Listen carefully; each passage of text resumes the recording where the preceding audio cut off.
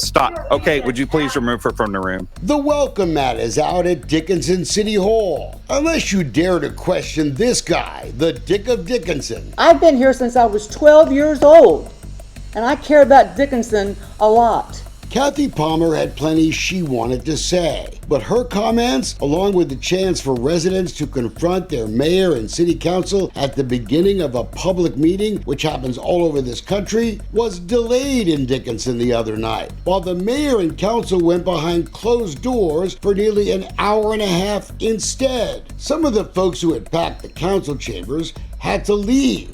But it was obvious that's exactly what Mayor Sean Skipworth wanted. It was disrespectful. Absolutely shameful that you went into executive session before these people had a chance to talk. These people have kids at home. And the delay only made the natives a lot more restless. And what you did was childish and rude, and I think it was planned. Half of y'all don't even look at people when they're up here talking. It is disrespectful. The meeting had begun with a mea culpa of sorts from the city manager. Because I wanted to address something, head on.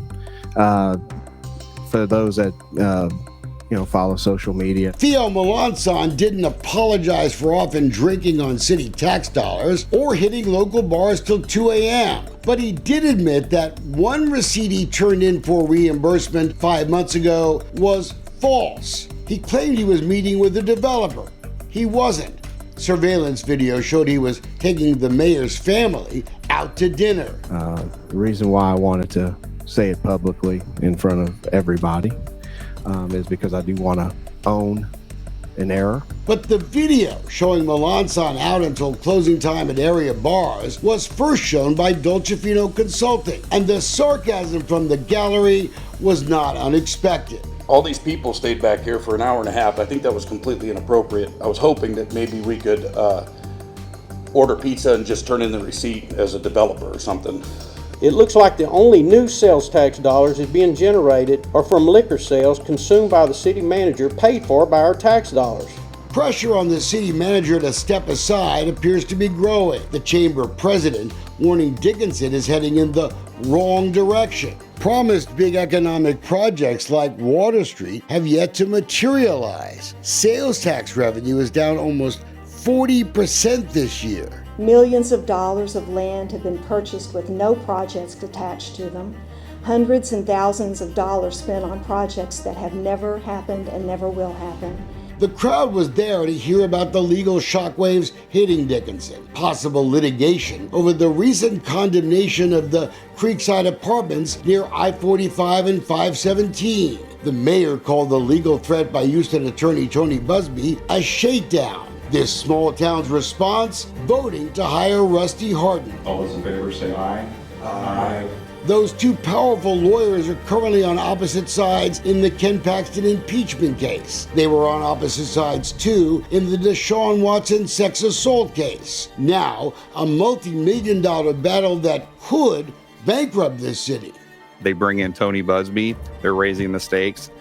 And this is to protect the citizens of this town from getting soaked in a bogus lawsuit. News of the legal threat came days after our investigation revealed the city planned to close the low-income apartment complex even before inspections took place last year. A press release was drafted the day before the inspections. Creekside owners say tenants were told not to pay rent anymore by the city. City officials literally walked onto our property, our private property, knocked on doors, and convinced the residents to not pay rent. Documents reveal a city consultant was told to research the value of the Creekside property in September of last year for a possible tax-free development zone. In November, after the City Building Standards Commission voted to work with the owners to make repairs, a bolt on one of two gas boilers at Creekside somehow became loose. The owners say it was sabotage. The gas leak gave the city the event they needed to close the apartment down for good. For weeks, the city refused to turn on a second boiler that left more than 100 low-income families without hot water. That allowed the city to shut Creekside down. Look at it now, a decaying ghost town The public at large says that place was terrible and it should have been shut down. And everybody in this town that isn't biased knows it.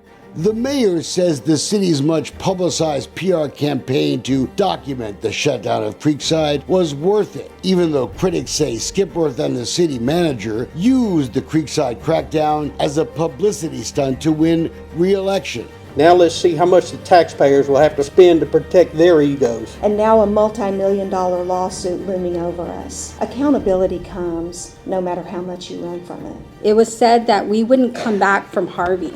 But after the storm, we showed the world what defined Dickinson. Sean Skipworth obviously has his supporters. He won re-election in May. And this woman let the growing chorus of critics have it. Outsiders will not come into our community and shake us down without a fight.